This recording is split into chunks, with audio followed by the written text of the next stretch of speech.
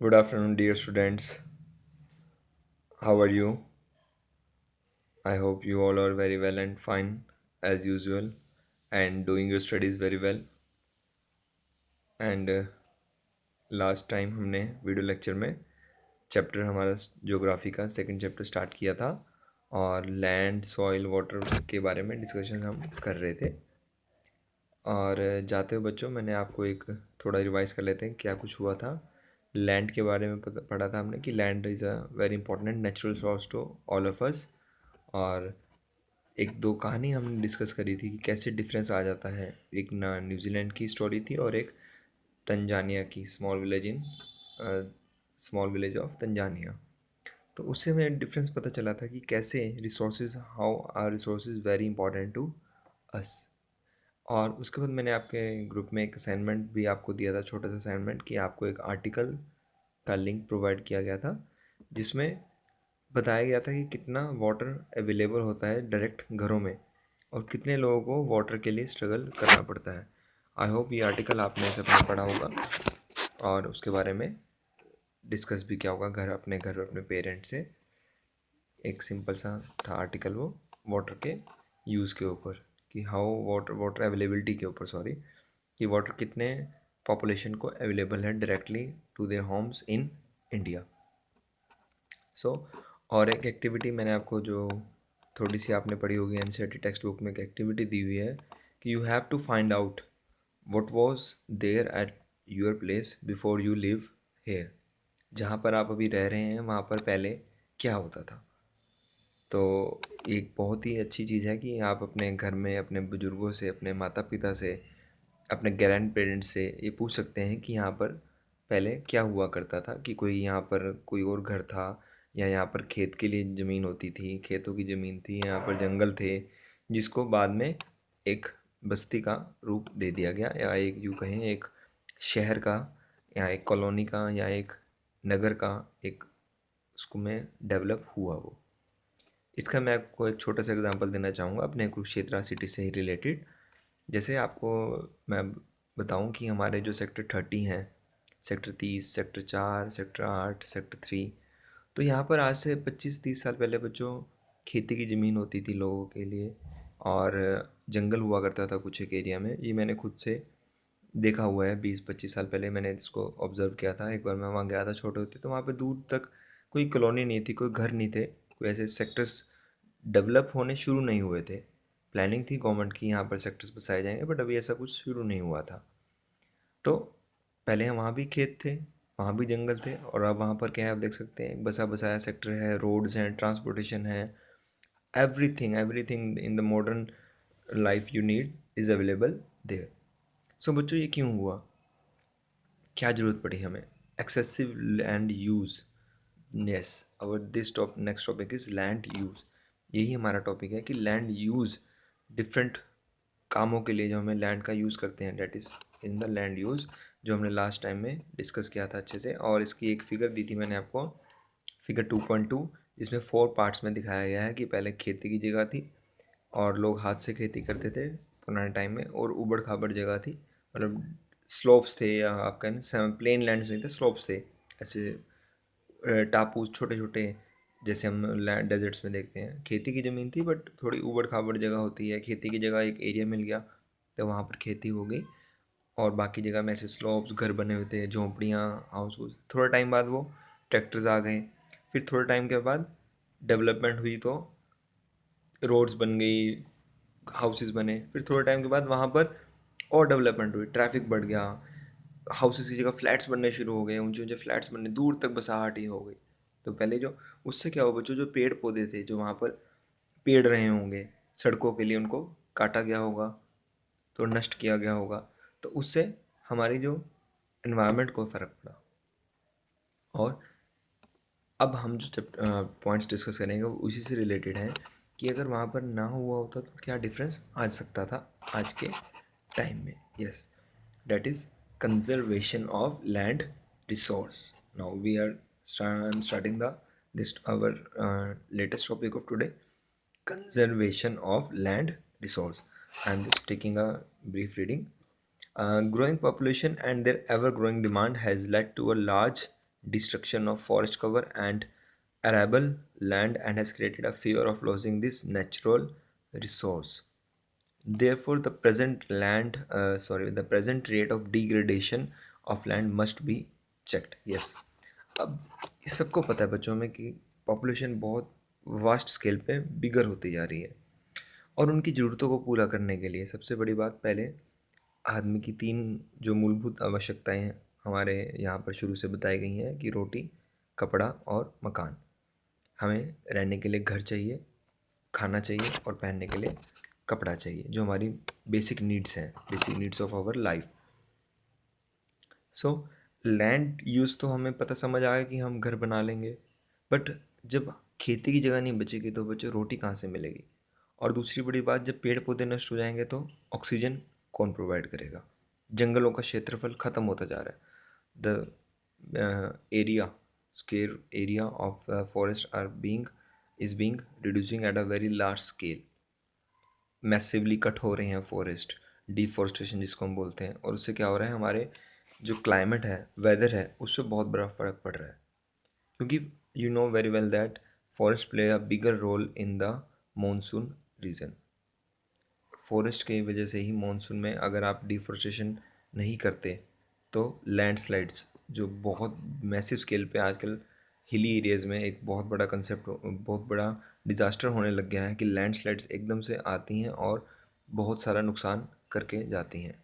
उसके बारे में भी हमारा नेक्स्ट टॉपिक वही है, लैंड, उसके बारे में डिस्कस करेंगे। तो ये कुछ एक मैसिव जो यूज़ हुआ है लैंड का, उसके कितने ड्रॉबैक्स हैं, इसको हम थोड़ा सा स्टडी करेंगे। तो इसके ऊपर थोड़ा सा नज़र रखेंगे कैसे हम इनको बचा सकते हैं, और बाद में बचाने का भी। सो डिमांड बढ़ रही है, फॉरेस्ट कवर कम होते जा रहे हैं, लैंड, और हमें डर है कि कहीं हमारे पास जगह ही ना बचे। जैसे हम प्रेजेंटली इंडिया में देख रहे हैं कि हमारा जो हमने अभी, आपको मैं बताऊं कि आपका जो एरिया है इंडिया, हमारे इंडिया के पास टोटल 7th पोजीशन है हमारी वर्ल्ड में एरिया के अकॉर्डिंग कंट्रीज़ में। सबसे ज़्यादा यूएसए के पास है, फिर कनाडा के पास आता है, रूस के पास, चाइना के पास, ऐसे हैं नंबर्स। तो हमारी 7th पोजीशन है, बट अगर पॉपुलेशन वाइज बात करें तो हमारी 2nd पोजीशन है। तो हमारे पास बच्चों लैंड अभी भी बहुत कम है, और उसके कंपैरेटिवली हमारा जो पर स्क्वायर फीट एरिया है एक पीपल के लिए वो बहुत ही कम बचता है। यानी डेंसली पॉपुलेटेड है हमारी कंट्री, डेंसली। और चाइना में ऐसा नहीं है, चाइना हमारे से कुछ एक आगे है पॉपुलेशन में, बट उसका लैंड हमारे से 2.5 टाइम्स या 0.35 2.75 टाइम्स बिगर लैंड है उसके पास, हमारे से ज़्यादा अवेलेबल है। तो उनके पास अभी लैंड ईजिली अवेलेबल है, बट हम डेंसली पॉपुलेटेड हो गए हैं कि एक जगह, जैसे आप दिल्ली में देखते हैं, दिल्ली की पॉपुलेशन नियर अबाउट 2 करोड़ है, और हमारे हरियाणा की population near about 2.5 crore something है।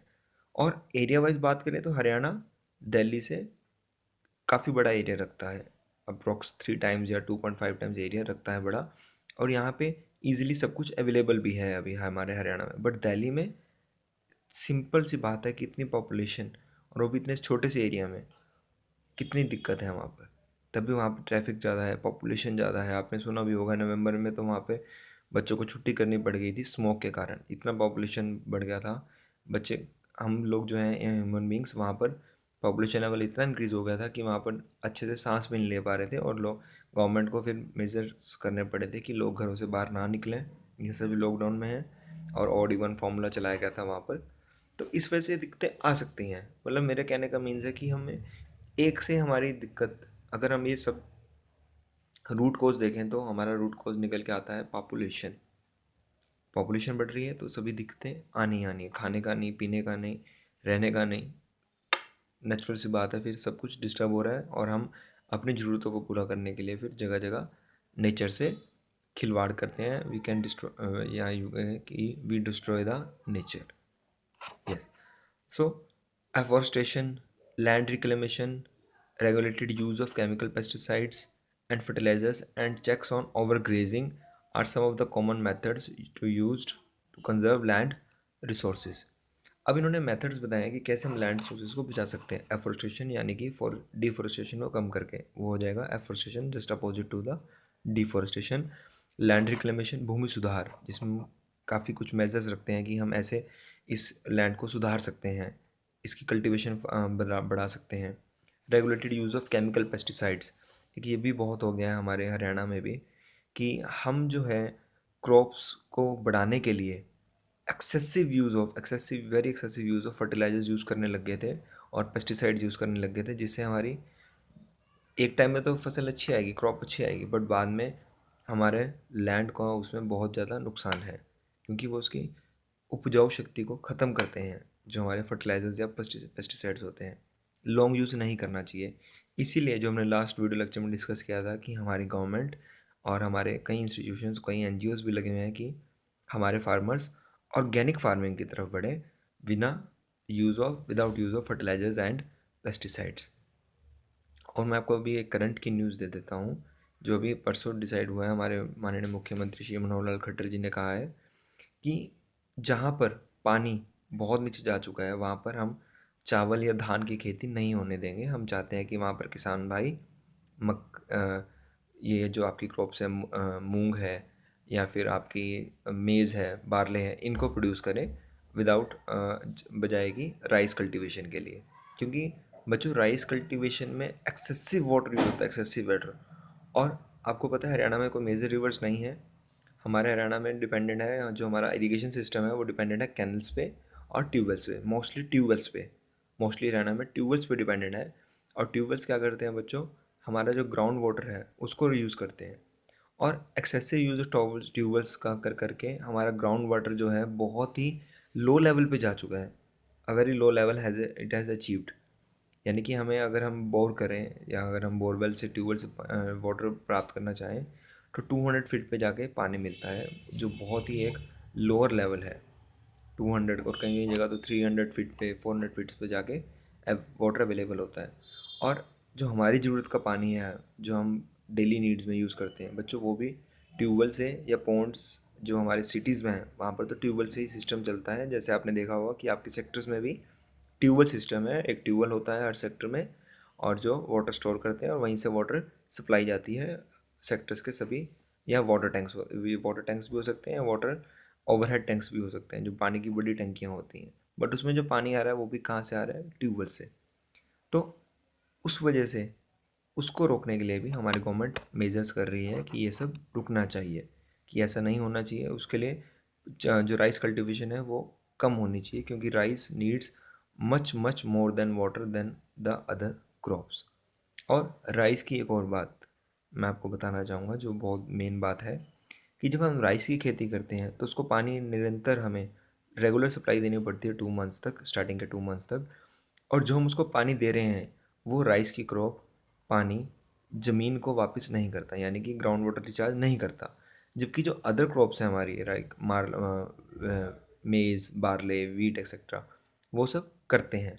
वो सब थोड़ा थोड़ा पानी ग्राउंड वाटर रिचार्ज में हेल्प करते हैं। बट एक राइस ऐसी क्रॉप है जो जितना भी पानी हम उसको देते हैं वो सब वो यूज़ कर लेता है। और आप हैरान हो जाएंगे जब मैं आपको बताऊंगा कि 1 kg ऑफ वाटर के लिए हमें अप्रॉक्स 24,000 लीटर्स ऑफ वाटर चाहिए। 24,000 लीटर्स ऑफ वाटर। और कई जगह पर ये कम भी चाहिए होता है, वेरी करता है सॉइल कैसा है हमारा। तो कई जगह पर 10,000 लीटर ऑफ वाटर भी चाहिए होता है। बट जो हमारी स्टडीज़ हैं कि कहीं कहीं जगह पर 24,000 लीटर ऑफ वाटर पानी भी ज़रूरत पड़ जाती है 1 kg राइस उगाने में। तो आप सपोज कर सकते हैं कि हम 1 kg जो राइस है उसमें कितना पानी लगा हुआ है, 24,000 लीटर ऑफ वाटर, और वो कहाँ कहाँ हमारे यूज़ हो सकता था। बच्चों मैं ये नहीं कह रहा हूँ कि राइस कल्टीवेशन बंद हो जाना चाहिए, बट राइस कल्टीवेशन प्रेफरेबल वहीं होता है कि जहाँ पर नेचुरल सोर्सेज ऑफ वाटर हों। जो ट्यूबवेल्स हैं वो आर्टिफिशियल सोर्सेज ऑफ वाटर हैं। नेचुरल सोर्सेज ऑफ वाटर में आते हैं हमारे रिवर्स आती हैं, पॉन्ड्स आते हैं जहाँ पर हम पानी स्टोर करते हैं बारिश का, लेक्स आती हैं, या फिर कुछ एक और रिसोर्सेज हो सकते हैं जो हम यूज़ कर सकें जो नेचुरल हों। तो इसी वजह से सॉइल का भी फिर फ़र्क पड़ता ही पड़ता है, क्योंकि सॉइल पे हम क्या करेंगे, बार बार एक ही वो कर रहे हैं, क्रॉप कर रहे हैं और फर्टिलाइजर यूज़ कर रहे हैं, तो हमारी सॉइल, अब नेक्स्ट आ गया हमारे पास सॉइल को अफेक्ट करता है। Now what is soil. Soil के लिए आपको मैं एक फिगर बताना चाहूँगा, आपकी एनसीईआरटी में दी हुई है figure 2.3, that is soil profile. इसको जब आप स्टडी करेंगे फिगर 2.3 को, तो इसमें आप देखेंगे सबसे जो टॉप सॉइल है विद ह्यूमस एंड वेजिटेशन, जो सबसे टॉप सॉइल है और उसकी लेयर जो है बहुत ही कम होती है बच्चों, अप्रॉक्स 2 to 3 सेंटीमीटर्स की लेयर होती है जो उपजाऊ, जिसमें मिनरल्स ये सब मिलते हैं आपको, जो हेल्प करते हैं हमारी कल्टीवेशन में। ऑर्गेनिक मैटर होता है जिसमें टॉप सॉइल में। फिर नीचे आता है सब soil with sand, silt and clay, जिसमें सैंड वगैरह रहती है या सिल्ट रहती है। सिल्ट यानी कि कच्ची मिट्टी सी आप बोल सकते हैं, जो कंकड़ वाली मिट्टी होती है, पत्थर रहेंगे जिसमें, और क्ले यानी कि रेत रहेगी आपकी, और सैंड रहेगी। Right students. और नीचे आता है weathered rock material and last is the parent rock. जब आप ये फिगर देखेंगे तो आपको ईजिली क्लियर हो जाएगा। So now next come to the soil. बच्चों सॉइल क्या होता है, let me read this first. The thin layer of grainy substance covering the surface of the earth is called as the soil and it is closely linked to the land. Landforms determine the type of soil. Yes, अब क्या बात है कि land तो है, land के ऊपर क्या होता है, ये हमारी सॉइल रहती है। और सॉइल में भी it is the thin layer of grainy substance, यानी कि थोड़ी ग्रेनी, बिल्कुल फाइन ग्रेन्स जिसको हम बोलते हैं, चूरा चूरा जो चूरन सा होता है ना, जैसे fine grainy substances, you can, I think you can understand the fine grainy, दानेदार से, covering the surface of the earth is called as the soil and it is closely linked to the land. Yes, and landforms, जो हमारे landforms होंगे जगह जगह के accordingly, कि वहाँ पर कैसा लैंड है, पथरीला है, कंकरीला है, या यूँ कहें कि सॉफ्ट लैंड है, जैसा भी होगा, पहाड़ों का अलग है। अगर आप साउथ साइड जाएँ डेक्कन की तरफ, वहाँ का सॉइल अलग है। तो different types of landforms determines the type of soil. वहाँ पर लाल मिट्टी होती है, आपने सुना होगा, ये जब ये हमारे इसी एक, शायद आपने पढ़ा होगा, अभी अर्लियर क्लासेस में थोड़ा ज़्यादा डिफाइन हो जाएगा जो आपकी नेक्स्ट क्लासेस होंगी। बट उससे पहले आपको हिंट दे देता हूँ कि हैदराबाद साइड यहाँ पर लाल मिट्टी मिलती है, काली black soil, red soil, alluvial soil, clayey soil होता है। उपजाऊ भूमि वहाँ कम है, यहाँ पर हमारे उपजाऊ भूमि ज़्यादा है, हम एक ही साल में कई तरह की क्रॉप्स कर सकते हैं यहाँ से। तो ये फ़र्क आ जाता है सॉइल में। So soil is made up of, and now what is soil made up of? Soil is made up of organic matter, minerals and weathered rocks. Yes, organic matter, जो हमारा organic matter होता है, like जो हमारी help करता है cultivation में, farming में, उसको हम ऑर्गेनिक मैटर बोलते हैं, जिसमें हमारे माइक्रो ऑर्गेनिजम्स प्रेजेंट रहते हैं, like bacteria and all this items. And minerals रहते हैं हमारे, पोटेशियम, सोडियम एक्सेट्रा भी प्रेजेंट होते हैं उस सॉइल के अंदर ही। And weathered rocks. अब वेदर्ड रॉक्स क्या होता है बच्चों? Weathered rocks are obtained from the weathering. Now what is this weathering? This is also given in NCERT book. I am just reading and then explaining. The breaking up and decay of exposed rocks by temperature changes, frost action, plants, animals and human activity. Plants, animals and human activity. Plants जो activity कर रहे हैं, plants पैदा होते हैं, उगते हैं, और जो उनका मैटर होता है वो उसी में डिस्पोज ऑफ होता है। एनिमल्स की जो एक्टिविटी है उसी में उगते हैं, उसी में वो ग्रेजिंग करते हैं, चलते हैं, जो भी होता है। ह्यूमन एक्टिविटी, ये सब एक्टिविटीज़, या फिर exposed rocks, decay of exposed rocks, that is it is termed as weathering and it forms weathered rocks. weathered rocks form करते हैं, जो आपके फिगर 2.3 में भी दिया हुआ है, weathered rock material, राइट। जो एक पेरेंट रॉक नहीं है, जो एक weathered रॉक है, यानी वेदरिंग से ऑब्टेन हुआ है, जो इन सब एक्टिविटी से ऑब्टेन हुआ है, वो सब किस में आ जाते हैं बच्चों? weathered रॉक में। And this happens through the process of weathering. All this process happens through the weathering and the right mix of minerals and organic matter. जो हमारा एक मिक्सचर होगा, अगर हमारे पास प्रॉपर मिक्सचर नहीं है ऑर्गेनिक मैटर का और सॉइल का और ऑर्गेनिक मिनरल्स का, या यूँ कहें ऑर्गेनिक मैटर का। ऑर्गेनिक मैटर में तो मैंने आपको बताया कि ऑर्गेनिजम्स आ जाएंगे हमारे, और मिनरल्स में सोडियम, पोटेशियम, ये सब जो नेसेसिटी है हमारे फर्टाइल सॉइल को फर्टाइल बनाने के लिए, अगर इनका प्रॉपर मिक्स होगा तो ही हमारा सॉइल क्या होगा बच्चों? फर्टाइल होगा। यस, तभी हम कह सकेंगे कि ये सॉइल क्या है? फर्टाइल है। This soil is fertile. So you can say the right mix of minerals and organic matter is what makes the soil fertile. Yes, अगर वहाँ पर कोई भी कम रह जाएगा तो हमारा सॉइल फर्टाइल नहीं हो पाएगा। और जो हमारे नॉर्थन रीजन है mostly it is very fertile in nature. But अगर आप डेजर्ट्स में जाएंगे तो वहाँ पे फर्टाइल नहीं है, क्योंकि वहाँ पे माइक्रो ऑर्गेनिजम्स के लिए सूटेबल क्लाइमेट नहीं है। अब बात आई ना weathering, the breaking up of decay of expose, temperature से फ़र्क पड़ता है, फ्रोस्ट एक्शन से फ़र्क पड़ता है, जो फ्रोस्ट मीन्स यानी कि जो ये ओस वगैरह गिरती है उससे फ़र्क पड़ता है, plants animals and human activity. और वहाँ पर प्लांट्स और एनिमल्स भी नहीं है बच्चों। तो ये सब एक्टिविटीज़ जो हैं हेल्प करती हैं हमारी एक सॉइल को फर्टाइल बनाने में भी। सो नेक्स्ट इज़ लैंडस्लाइड्स, जो भी हमने थोड़ा सा पहले डिस्कस किया था कि लैंडस्लाइड्स क्या होती हैं। मैं एक सिंपल रीडिंग दे रहा हूँ, फिर हम उसको डिस्कस कर लेंगे। Landslides are simply defined as the mass movement of rock, debris और अर्थ डाउन अ स्लोप। एक क्या होता है, मास मूवमेंट होता है किसका, पत्थरों का, डेब्रिज यानी जो वेस्ट होता है टूटा फूटा, और डाउन अ स्लोप।